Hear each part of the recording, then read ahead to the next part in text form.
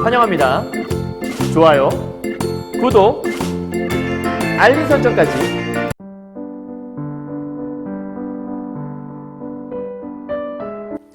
안녕하세요. 경화여고 2학년 학생 여러분, 그리고 전국에서 EBS 올림포스 전국연합학력평가 교재로 문학을 공부하시는 학생 여러분 만나서 반갑습니다. 선생님은 세계 최강 국어쌤 조인수 선생님입니다.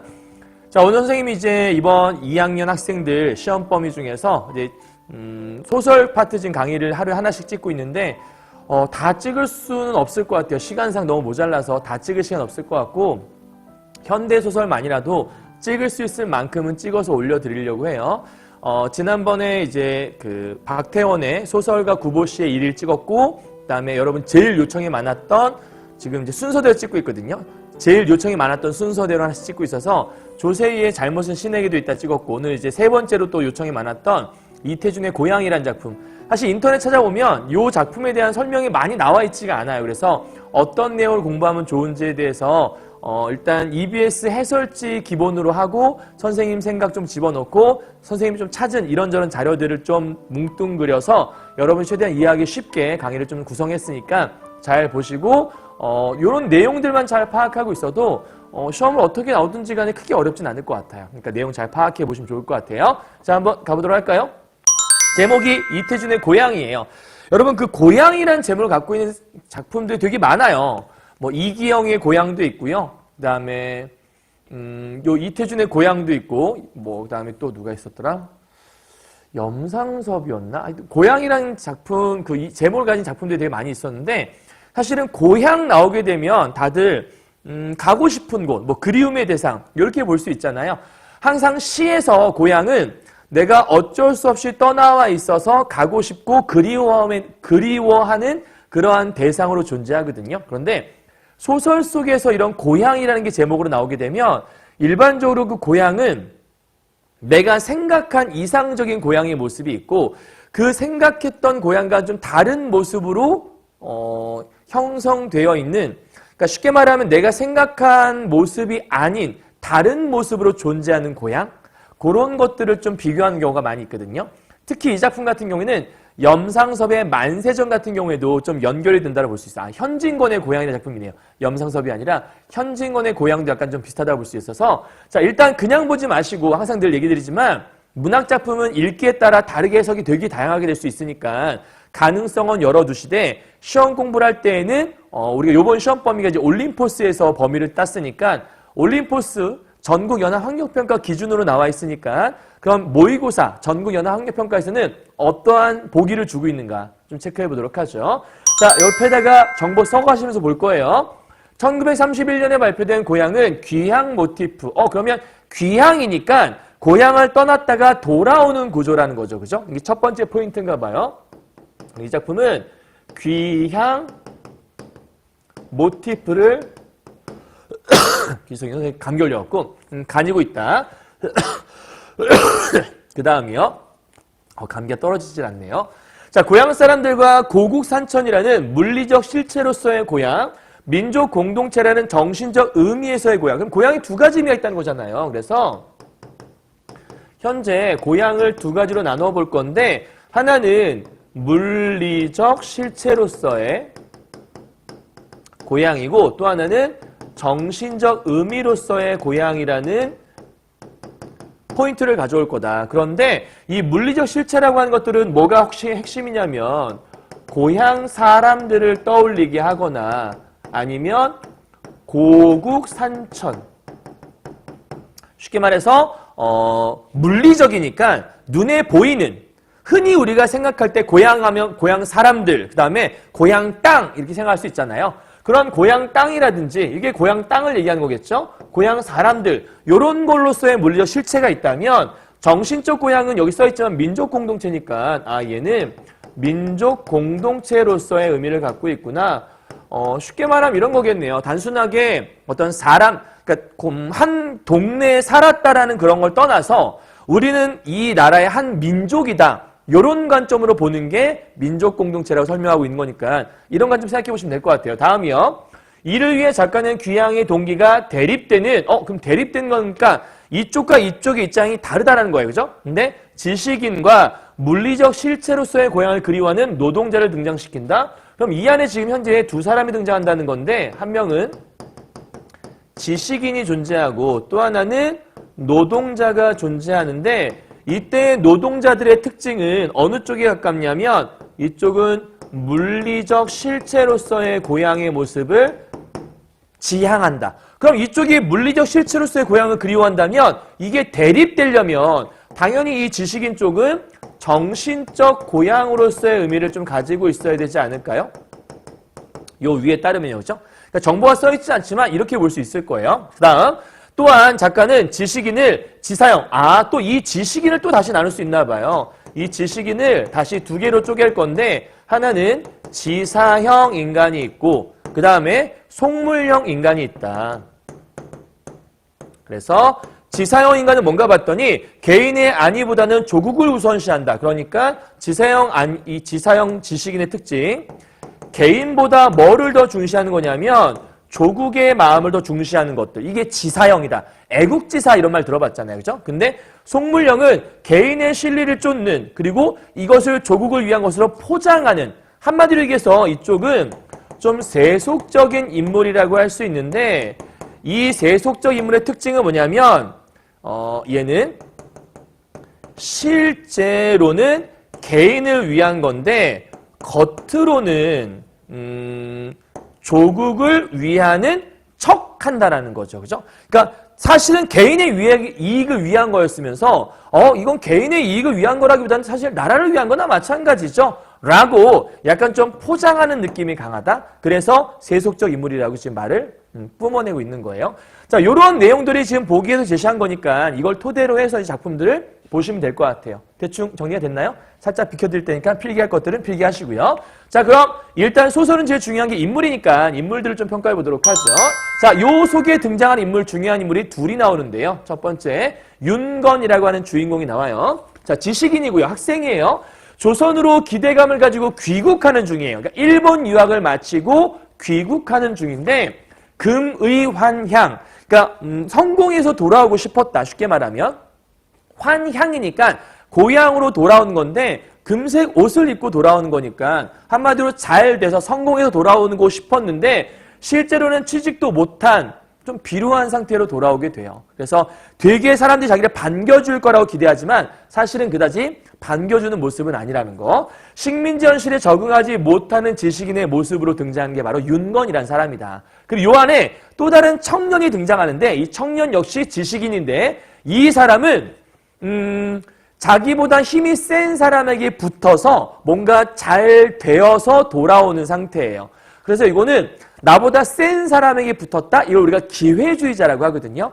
이번 시험 범위 중에 미스터 방이라는 작품을 보게 되면 미스터 방에 백주사는 일본에 붙어서 기생을 하고 방산복이라는 사람은 왜 미스터 방이냐면 미군 밑에서 통역을 하면서 자기를 이제 미스터 방이라고 불리게 되면서 그러니까 좀 자기보다 센 사람에게 기회를 봐갖고 거기 딱 붙어서 이제 좀 잘 되고 있는 일종의 약간 좀 호가호위, 호랑이의 위세를 뒤에 업은 여우 같은 그런 모습으로 있는 게 있는 거죠. 그래서 그냥 좀 쉽게 생각하면 나보다 센 사람이 누굴까 기회를 보다가 걔한테 싹 붙는 거, 그걸 우리가 기회주의자로 생각하면 될 것 같아요. 자, 개인의 이익 추구형 인간인데 속물형 지식인이면서 개인의 이익을 사회적 이익으로 포장하고 있다. 이거 아까 어떤 모습이 있었죠? 이거? 여기 있네요, 이거. 그죠? 그러니까 여기는 청년이 요 속물형 지식인에 들어가는구나라고 우리가 생각해 보시면 될 것 같아요. 이해하셨나요? 자, 그러면 일단 인물 정리 간단하게 했으니까 이 작품을 읽을 때 어떠한 내용을 토대로 읽으면 좋은지 일단 포인트 잡아드릴게요. 가봅시다. 자, 포인트 5가지인데요. 이 안에 진 작품은 그냥 읽지 마시고 기회주의적 지식인을 비판하는 작품이에요. 그럼 그 기회주의적 지식인이 누굴까? 조금 전에 살짝 얘기하긴 했어요. 미리 청년이라고. 두 번째, 귀향 모티프니까 얘가 어디에서 고향으로 돌아오는 중인지 체크해보면 될 거 같고. 세 번째, 물리적 고향과 정신적 고향. 아까 여기서도 했던 내용들이구나. 그러면 중요한 건 요 내용들이 본문에 어디를 보면 나오는지를 체크해 보시면 돼요.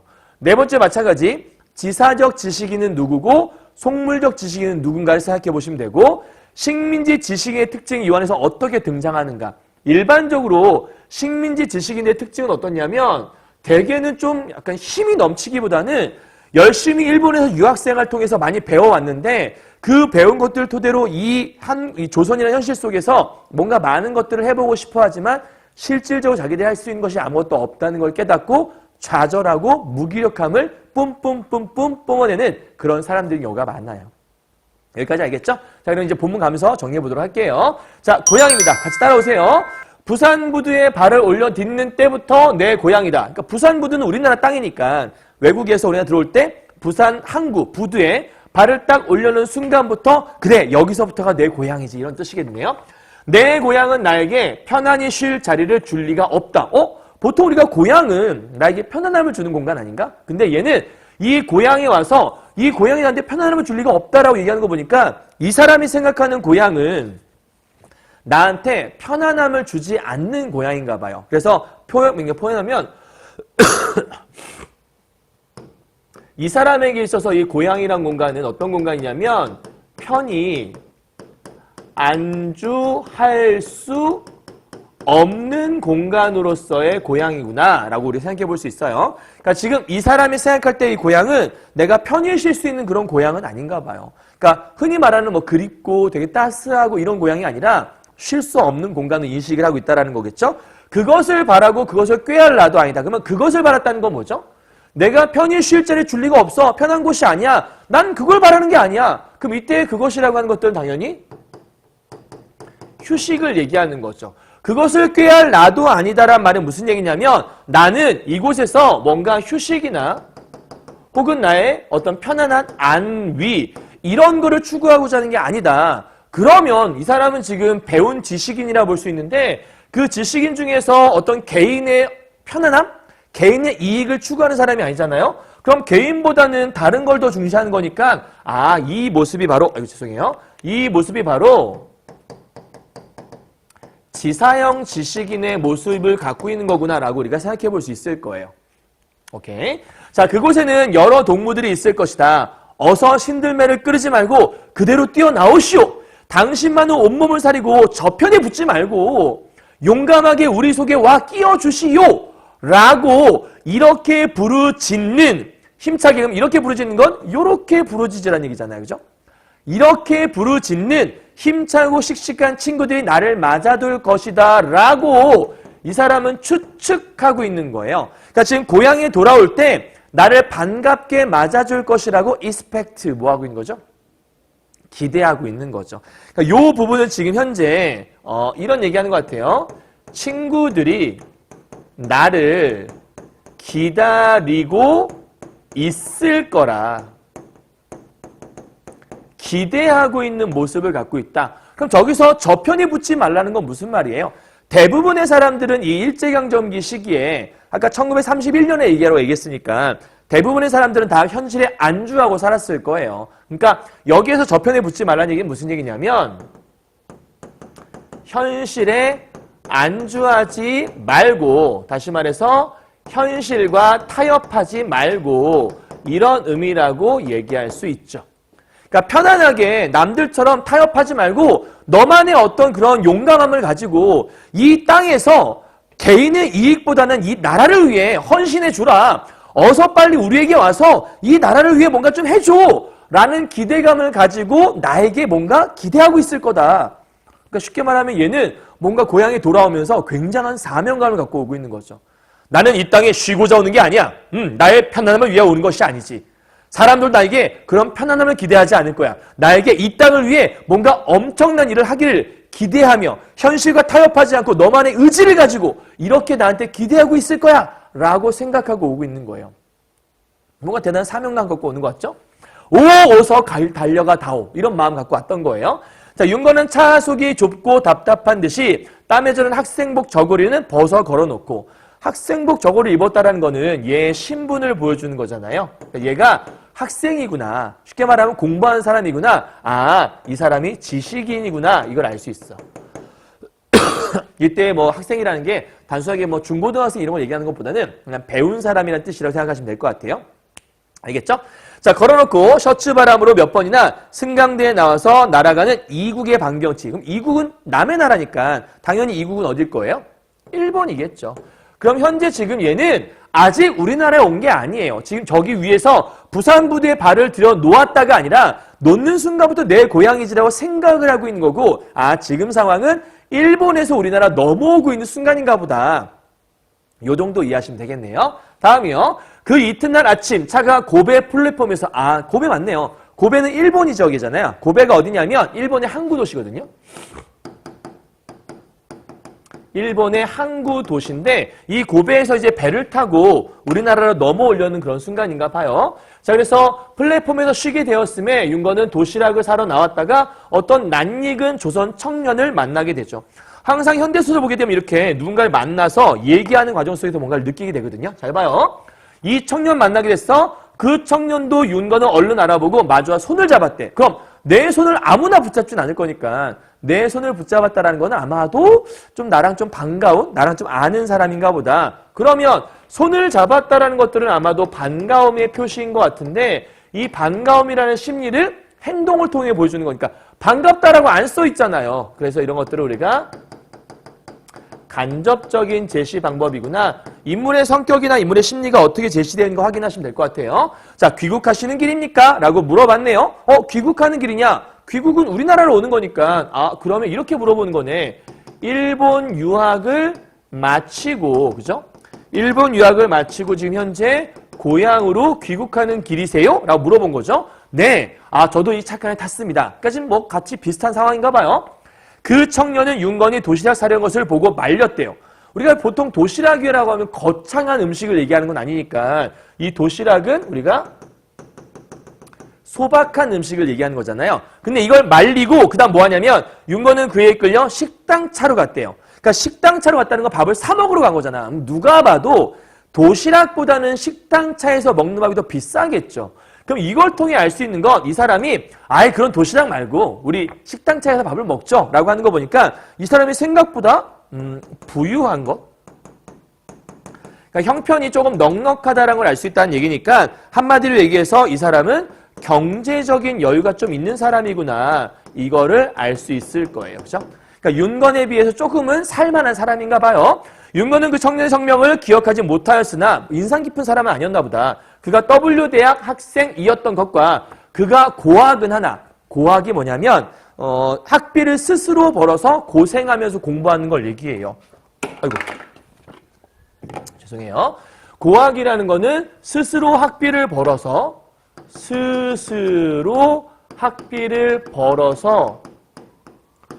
고생하면서 공부하는 사람을 얘기하는데 그럼 되게 힘들게 살아야 되는데 이 사람은 그렇게 학비 벌어 고생하면서도 나름대로 형편 자체는 나쁘지 않았나 봐요.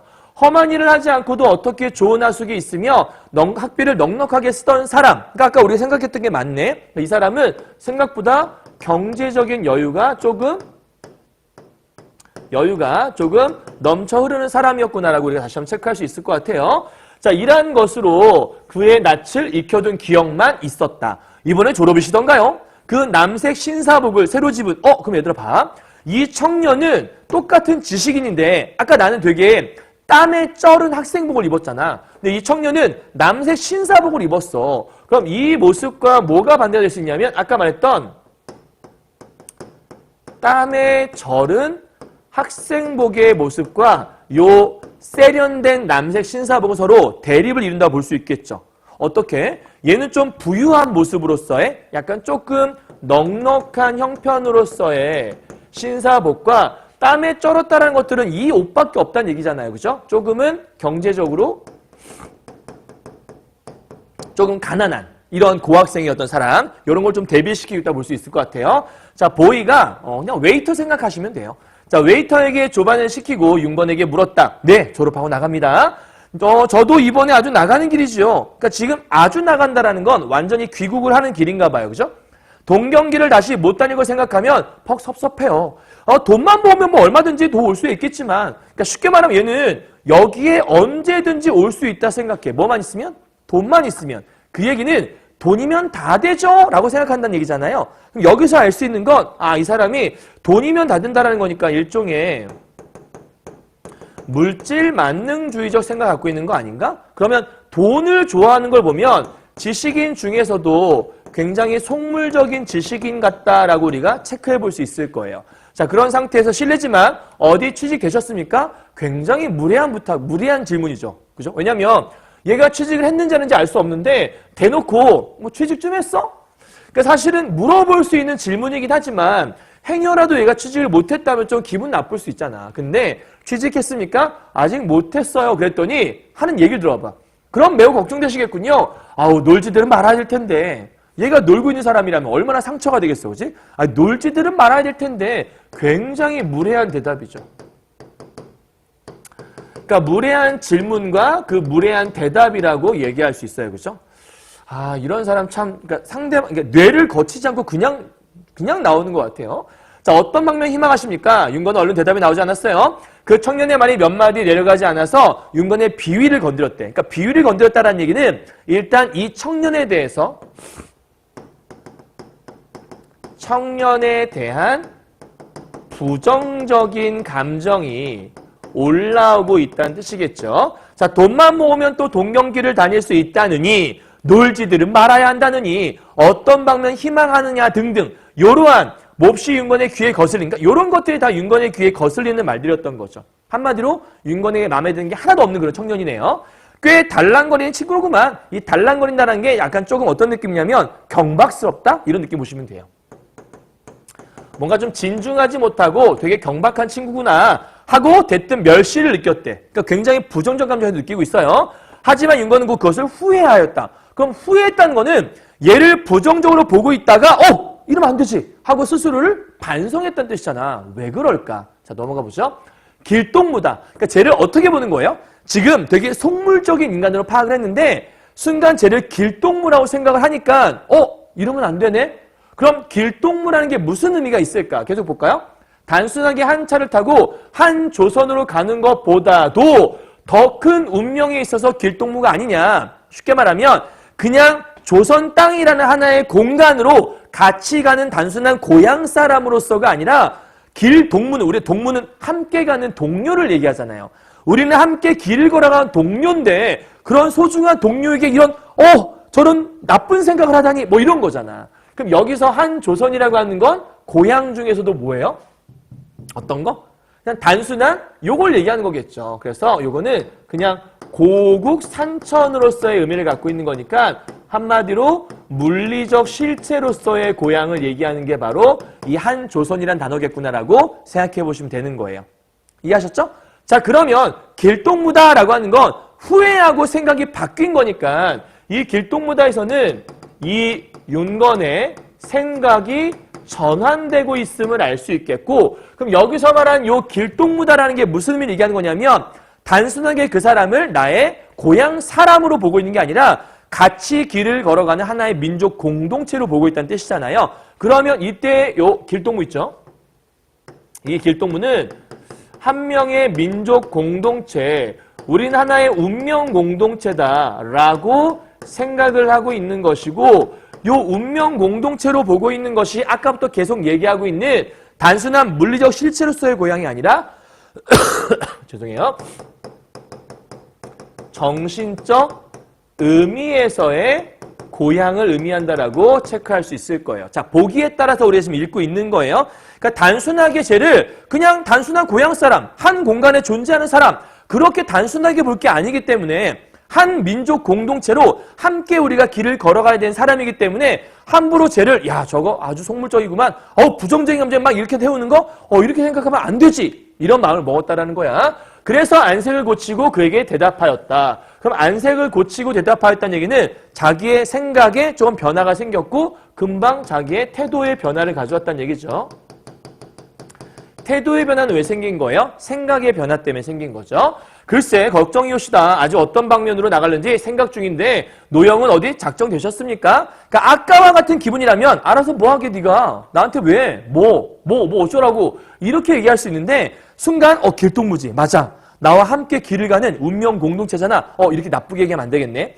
노영은 어떻게 되셨습니까? 라고 정중하게 물어봐요. 자, 그러자 심통한 것은 아니에요. 그래도 여간 힘들지 않은 곳인데 힘들지 않은 곳이에요. 더구나 조선 사람은 좀처럼 가볼 생각도 못 먹는 곳인데, 그러니까 지금 여기는 조선 사람들이 함부로 갈 수 없는 곳이다 이런 뜻이잖아.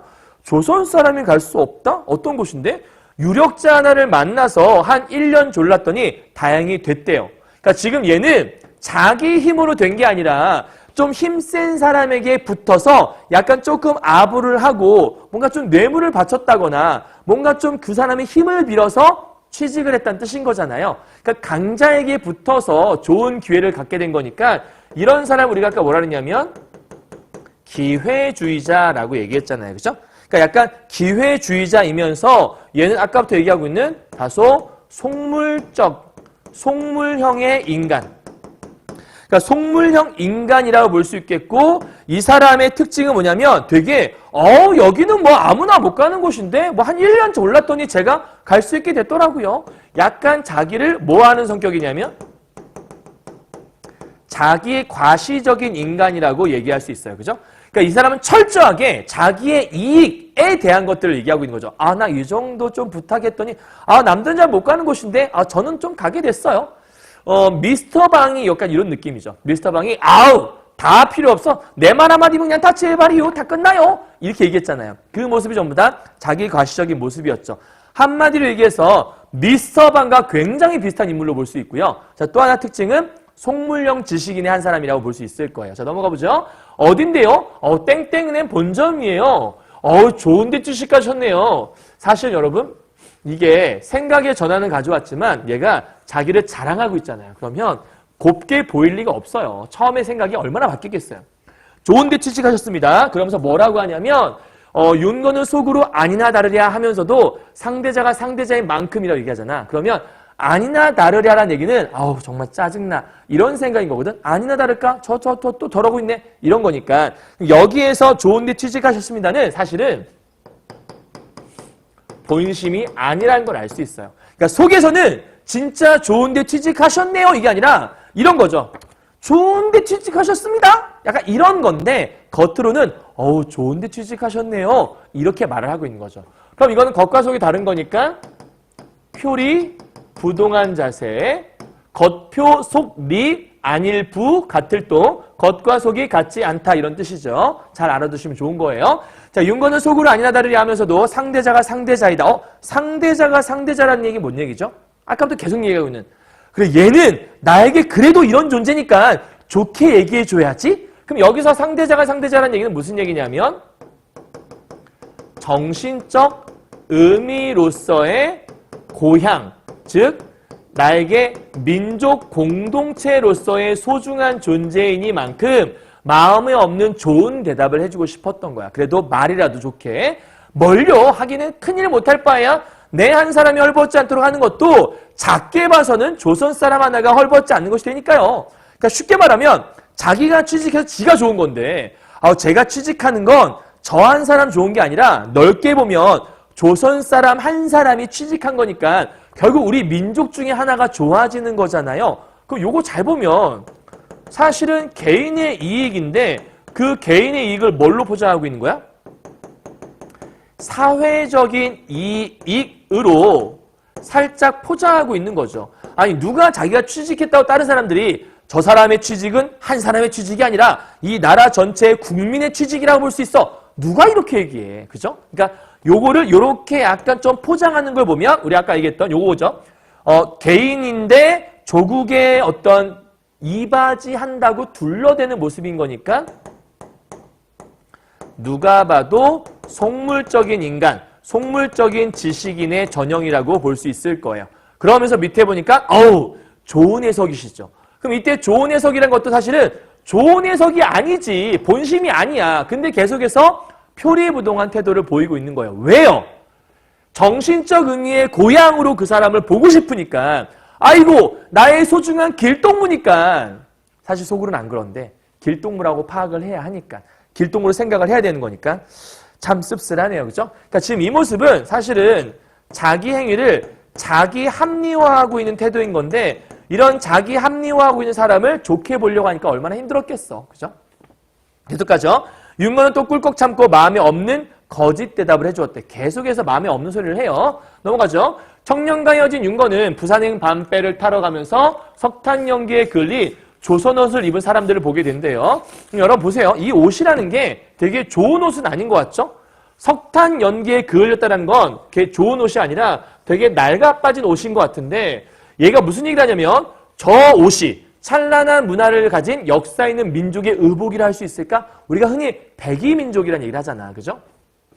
이 민족의 의복이라고 하는 것들은 한마디로 얘기해서 어떤 백이민족, 우리의 어떤 고유의, 그죠? 어떤 민족 고유의 특성, 이런 거를 말하고 싶었을 텐데 저 옷이 과연 우리의 민족의 의복인가? 아니란 얘기죠. 그러니까 쉽게 말하면 이 저 옷은 현재 별로 좋지 않은 조금 비참한, 조금은 누추한, 그죠? 그러니까 비참하고 누추한 옷, 조금은 가난해 보이는 거니까 남루해 보이는 옷인데 설마 저런 옷이 우리 민족의 의복이라 할 수 있을까? 그럴 수는 없을 것 같다. 일종의 약간 서리법 같은 거 아닌가? 그러나 내일부터 조선 땅에서 보는 저 옷은 여기서 보는 것처럼 저렇게 보기 싫진 않겠지. 왜? 조선 땅에서 보는 옷이기 때문에 여기서는 지금 되게 보기가 싫은데 우리나라 넘어가는 그 순간부터는 저 옷도 나름대로 의미가 생기지 않을까? 그럼 사실 여기서 뭘 보여주고 있냐면 여기서 말하는 건 현재 되게 남루한 옷을 봤는데 이 남루한 옷을 보는 순간 뭐가 마음속에 떠올랐던 거냐면 우리나라에 조금 상태가 남루한 조선 땅인 것처럼 보였다라는 거죠. 그러니까 이걸 통해서 얘가 뭘 느꼈다는 거냐면 일종의 비애감을 느끼고 있는 거예요. 그러니까 사람들의 옷을 통해서 아, 우리 조선의 현실이 저런 것 같은데 라는 걸 은연중에 느끼고 있다라는 거죠. 이해했어요? 그러니까 남루한 옷은 단순하게 옷의 느낌이 아니라 이 조선의 현실을 보여주는 것 같았다. 이런 걸 느끼고 있는 거예요. 자, 윤건이 여러 사람의 행렬에 기대어 뛰어서 배를 탔어요. 여러 사람이 뛰는 바람에 윤건도 손가방을 들고 3등실 있는 편으로 뛰어갈 때 누가 조선말로 이보시오. 조선말로 나한테 우리 흔히 외국에서 누가 한국말로 말 걸면 반갑잖아요. 그래서 하고 부르니가 있었어. 양복은 입었으나 조선말한 것으로 물론 얼굴 생김이 어디에나 갖다 놓아도 일견해. 그러니까 일견은 한눈에 보기에도 이런 뜻이에요. 딱 보기에도 조선 사람의 모습이었다. 그러니까 누가 봐도 좀 조선 사람처럼 생긴 사람이 있었나 봐요. 요 일견이란 말은 한 번에 보기란 뜻이니까 그냥 얼핏 보아도 라는 정도 해석하시면 좀 더 쉬울 것 같아요. 그러니까 얼핏 보아도 조선 사람인 것처럼 보이는 사람이 하나 있었어. 그래서 얘는 되게 뭐 했어? 반가웠다는 얘기야. 그럼 굉장히 반감을 느꼈던 건 왜 그런 거죠? 나한테 조선말로 물어봐? 나의 어떤 소중한 민족 공동체로서의 어떤 한 사람이 나한테 말을 걸어주는 것 같으니까 되게 반가웠다라는 건데 그런데 이 뒷얘기를 보면 좀 달라요. 그런데 저 부르셨습니까? 하자마자 그 신사가 의외도 불손스러웠어. 얘가 형사거든. 그래서 거기 좀 서 있어! 라고 강압적으로, 그죠? 조금은 억압적인 태도, 다른 말로 고압적인 태도를 보이고 있죠? 그럼 나한테 호의적인 태도가 아니잖아. 그럼 왜 그런 건데 윤건은 그때 그가 무엇하는 사람인지 드디어 눈치를 챈 거예요. 그러면서 심히 불쾌함을 느끼고 그러니까 처음에 얘가 반가웠을 때의 심리는 민족 공동체로 바라보았기 때문에 반가웠는데 그 심리가 바로 불쾌스러움으로 바뀌잖아요. 그죠? 그러면 이런 얘기네요. 반가움에서 불쾌스러움으로 바뀌었는데 이걸 반가움으로 아까 처음에 받았던 이유는 얘를 정신적 의미에서의 고향인 민족 공동체로 보았기 때문에 한국말로 말 걸어오니까 되게 반가웠던 건데 이 사람이 형사야? 나한테 좋은 감정 갖고 있는 게 아니네? 그럼 이런 존재가 아님을 깨달으니까 심리가 이렇게 변할 수 있겠죠. 자, 윤건은 그 형사에게 행선지가 불분명한 점으로 우리 여기 보니까 유다른 조사를 받았대요. 그럼 내가 조사를 받은 이유가 뭐인 거죠? 이게 내가 지금 조사받은 이유가 내 행선지가 어딘지 정확하게 드러나 있지 않아서 조사를 받았다라는 거죠. 그죠? 얼마나 기분이 안 좋았겠어요. 자, 가판 위에서 손가방을 열어젖히고 책갈피마다 지금 다 짐을 다 뒤지고 있는 상황인 거예요. 그러고 선실로 들어오니까 윤건을 위해서 남겨놓은 자리는 없었다. 그러니까 지금 배에 타서 원래는 자기가 앉을 자리가 있었을 것 같아. 그런데 내가 검문당하는 동안 내 짐을 다 뒤짐을 당하는 동안 자기가 있을 자리고 없어져 버린 거야. 그러니까 얼마나 좀 짜증이 났겠어요. 아무데나 남의 발치가리에 쑤시고 누웠어요. 대충 누운 거예요. 옆에는 오사카에서 돌아온다는 조선 노동자들. 노동자들 하면 우리가 또 뭘 떠올려야 돼? 아까 노동자, 요거 떠올려야겠다. 그죠? 자, 노동자들이 자리 잡고 있었다. 그들 가운데서 이런 말이 나오기 시작했대요. 자, 말을 들어보죠. 인전 다 왔소. 이 배만 타면 조선 땅에 온 것이나 다름없소. 라고 얘기하네요. 그럼 여러분 여기서 말한 이 조선 땅이라고 하는 거는 어떤 땅을 얘기하는 거죠? 이 조선 땅은 고향 중에 정신적 고향? 그건 아니겠죠. 요거 고국산천 얘기하는 거겠죠. 그럼 당연히 이때의 조선 땅이라는 개념은 물리적 실체로서의 고향이라고 얘기할 수 있겠고, 그래서 아까 노동자들은 물리적 실체란 말을 썼던 거예요. 그럼 여기 조선 땅에 다 온 거나 마찬가지다. 아직 조선 땅에 오지 않았잖아. 근데 이 배를 타면 조선 땅에 간 것이나 마찬가지라는 얘기는 자연스럽게 조선으로 가는 배라는 걸 우리가 알 수 있을 거예요. 그죠? 그러면 여기서 느낄 수 있는 정서는 이걸 타는 순간 고향 생각이 나는 걸 보니 고향에 대한 그리움을 표현하고 있구나. 그리고 이걸 통해서 굉장히 안심을 느끼고 있구나. 이걸 알 수 있겠다. 그 전까지는 우리 땅이 아닌 것 같아서 조금 슬펐을 수 있는데 이제는 뭔가 좀 안심한 태도. 그러니까 이 고향에 가기 위한 마지막 관문이라고 생각하시면 될 것 같아요. 자, 윤건도 과연 그렇다였다. 이 배만 타면 조선이란 그립던 땅을 밟은 것이나 다름없는 땅을 밟은 것이나 마찬가지다 얘기했으니까 고향을 가게 되면 땅 밟은 거나 마찬가지야. 그럼 이때의 땅이라고 하는 건 요 물리적 실체로서의 이거라고 얘기할 수 있겠네. 그럼 이 배를 타면 조선이란 그립던 땅을 밟은 것이나 마찬가지인 반가움도 앞섰다는 얘기는 고향에 대한 반가움의 태도가 있는 거네. 그런데 문제가 뭐냐면 이와 반면에 반대로 선실에 들어서기도 전부터 조선다운 울분과 불안이 내 앞을 막았대. 그럼 여기 지금 괄호친 부분에 약간 좀 이중적인 모습이 보여. 그죠? 그러니까 지금 현재 고향에 대한 태도가 이중적인 태도가 보이는데 한편으로는 어떤 마음이 들어? 한편으로는 반가움과 혹은 그리움이라는 감정이 들었는데 이것과 동시에 어떤 마음도 함께 드냐면 식민지 조선의 삶이었기 때문에 식민지 조선의 어떤 울분, 불안함 이런 것들을 함께 느낄 수 있는 것이 바로 요 고향에 대한 감정이라고 얘기할 수 있을 거예요. 그죠? 그러니까 지금 고향 땅에 들어왔는데 마냥 기쁘기만 한 게 아니라 그 속에 느낄 수 있는 식민지 조선의 어떤 불안감을 함께 느낄 수 있는 그러한 타이밍이라고 여러분이 보시면 될 것 같아요. 자, 그래서 밑에 돈 많이 벌어갖고 오시오? 그랬더니 노동자 말을 건넸더니 아이 돈이 뭐요? 벌이가 좋으면 내가 나가겠소? 그러니까 벌이가 좋으면 어디에서 나가겠소? 일본에서 내가 나가겠소? 이런 뜻이죠. 그러니까 얘가 지금 일본에서 우리나라 돌아오는 이유는 한마디로 어디에서 벌이가 좋지 않았다는 거야? 그렇지. 일본에서 그닥 벌이가 좋지 않았다. 이런 얘기를 하고 있는 거죠. 자, 넘어갑시다. 조선보다 돈이 흔하지 않소? 그랬더니 그 사람네 흔한 거 관계인다요. 그래, 노형은 무슨 일을 하셨어? 가서 산수이 했죠. 산수이가 살수, 그러니까 살수차로 길에 물 뿌리는 걸 얘기하는 건데 길에 물을 뿌리는 약간 일 같은 거. 이걸 다른 말로 우리가 살수 일을 했다고 하는데 이런 일을 그냥 했던 거예요. 대단한 일을 한 것도 아니죠. 그냥 단순한 노동 일을 했던 것 같아요. 큰 길에 물만 몇 달 동안 뿌려주고 가오. 그러니까 이 사람이 지금 넘어와서 했던 건 뭐냐면 일본 땅에다 물 뿌린 것밖에 한 게 없는 거예요. 대단한 거 한 게 없는 거죠. 그럼 돈 많이 벌었나? 밑에 볼까요? 처음에는 조선 사람도 1원 20전 줬었는데 내가 갔을 때는 80전밖에 1원 20전인데 40전이 줄었네요. 줍디다. 그것도 요즘은 50전씩 주니 무얼 모아 보는 수가 있어야지요. 그럼 점점 그죠? 지금 얘가 노동자의 할 일은 그냥 길바닥에 물을 뿌려준 일밖에 없었는데 이걸 딱 보니까 점점 갈수록 벌이가 어떻게 되고 있어요? 벌이가 점점 줄어드는 일이 벌어지고 있죠. 그럼 벌이가 점점 줄어든다는 것들은 한마디로 얘기해서 이 사람만 그랬을 거 아니겠니? 그러니까 조선인 노동자들의 대우가 점점 악화되고 있는 현실을 이렇게 보여주고 있는 거죠. 그러니까 더 이상 일할 맛이 안 났다겠죠. 그죠? 자, 고향은 어디시오? 그랬더니 대국이나 김천요시다. 우린 다 고향 사람들이죠. 자, 그럼 이때 고향 사람들이란 얘기는 어떤 의미로서의 고향 사람들이에요? 이거와 이거 중에 당연히 물리적 실체겠죠. 그죠? 우리는 뭐 그냥 한 땅, 물리적 실체로서의 어떤 고향 사람들 아닙니까? 이렇게 지금 얘기하고 있는 게 노동자들의 모습일 거예요. 자, 그랬더니 그럼 고향 가시면 농사하십니까?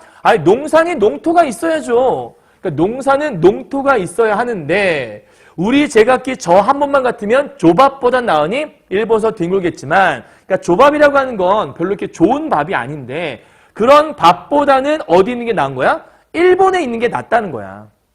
그럼 그 얘기는 조밥은 우리가 조선 땅에서 먹게 될 밥이라는 거지. 그렇죠? 그러니까 조선 땅에 가면 이렇게 안 좋은 걸 먹어야 돼. 그래서 내 한 몸만 있는 거라면 조선 땅에 가서 이런 거 먹는 거보단 나으니까 그냥 내가 지금까지 일하던 대로 일본에서 열심히 뒹굴겠지만 돈도 못 벌 바야. 왜? 돈이 점점 줄어들고 있으니까. 그러니까 참 이러니까 또 고향 생각나네? 이런 것 때문에 처자식이 그리워서 허덕대고 나온 거라고 얘기하는 거죠. 한마디로 얘기해서 이 부분이 보여주는 건 뭐냐면 식민지 이 조선 현실이 얼마나 비참했는지, 그러니까 식민지 조선 현실이 얼마나 비참했는지를 보여주면서 동시에 가족에 대한 그리움을 살짝 엿볼 수 있는 부분이 바로 이 파트 이야기라 볼 수 있는 거죠. 그럼 이 부분은 어떤 고향에 대한 그리움이냐? 당연히 이 부분이 보여주는 건 물리적 실체로서의 고향에 대한 그리움이라고 얘기할 수 있겠죠. 그러니까 이 노동자들은 정신적 의미의 고향 이런 건 없어요. 그건 다 지식인에게 있는 거지. 그냥 내 고향 땅에 가고 싶은 이야기, 고향 사람 만나 좋은 이야기 이런 걸 지금 하고 있는 모습이 있다라는 거죠. 이해하셨어요? 그러니까 지금 요 조밥이라는 게 보여주는 건 뭐냐면 식민지 현실 하에서 조선 땅의 현실을 요걸로 보여주는 거고 이건 역시 굉장히 비참한데 그럴 바엔 내 혼자 몸이라면 일본에서 차라리 일하면서 사는 게 나은데 그 일본에서 일할 때 대우라도 좀 좋으면 살겠는데 대우가 점점 나빠지니까 차라리 조밥 먹을지언정 그거 먹어도 괜찮으니 고향에 가서 가족들과 함께 지내고 싶다라고 얘기를 하면서 마무리를 짓는 거죠. 자, 여기까지가 여러분 우리 책의 내용이라 보시면 되고요. 뒤에 내용들은 올림포스에 보면 줄거리에 많이 써 있으니까 보고 읽어내시면 될 것 같아요. 그럼 정리 한번 해보도록 할까요? 자, 일단 주제는요. 식민지 치하 고향에서의 의미가 무엇인지를 쭉 설명해 주고 있어요. 그리고 이게 이 사람이 지식인이잖아. 지식인으로서 뭔가 대단한 일을 아까 처음에 기억나?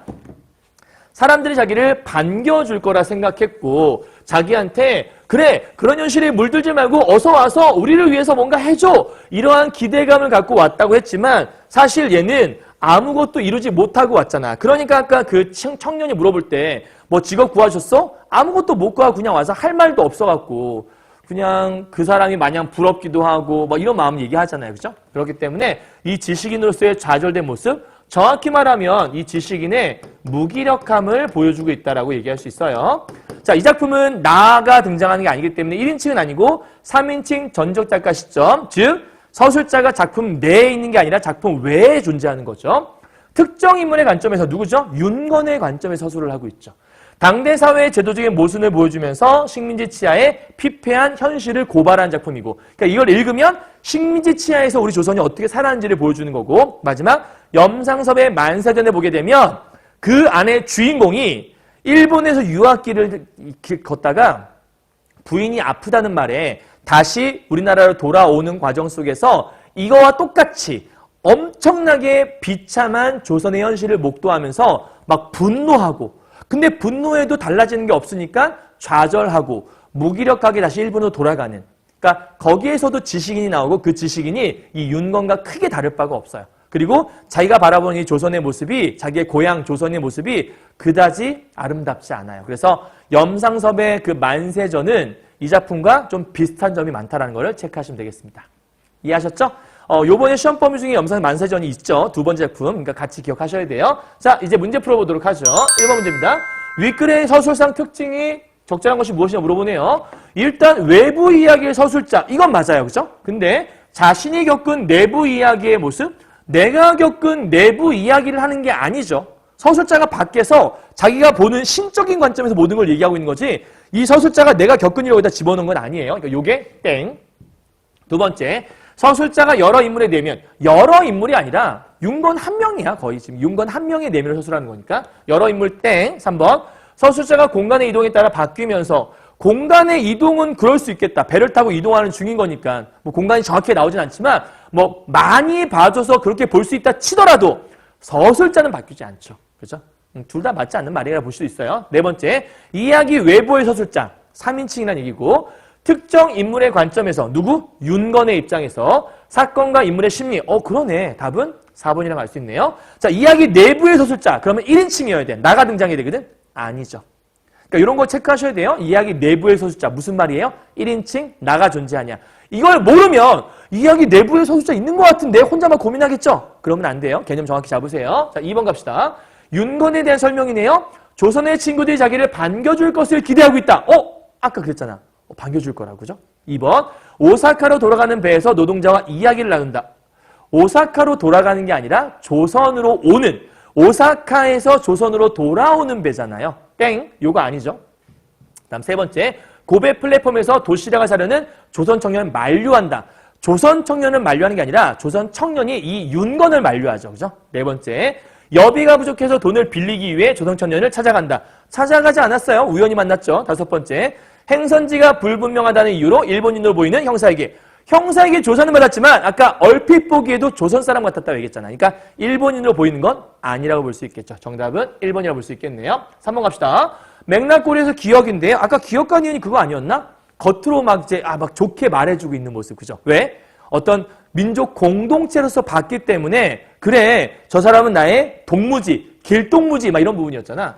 기억은 상대 성취를 축하하는 거 아니죠?